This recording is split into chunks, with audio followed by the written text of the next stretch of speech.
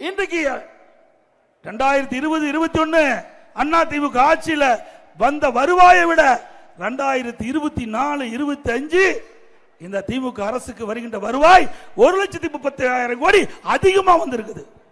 1,30,000 கோடி வருவாய் அதிகம், வருவாய் அதிகம். 4,00,000 கடன், 5 லட்சம் அடுத்த ஆண்டு இந்த ஆட்சி நிறைவு 5,38,000 கோடி கடன். இதையெல்லாம் நீங்க தாங்க கட்ட வேணும். ஏதோ வந்தோம், கூட்டத்தில் நின்னோம், பேச்ச கேட்டுன்னு போயிடாதீங்க. கடன்லாம் உங்க தலையில தான் விழுவோம். எந்த அளவு உங்க தலையில.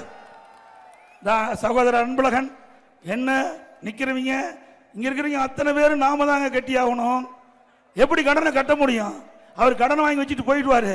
ஆனா கடனை கட்ட வேண்டியது மக்கள் தான்.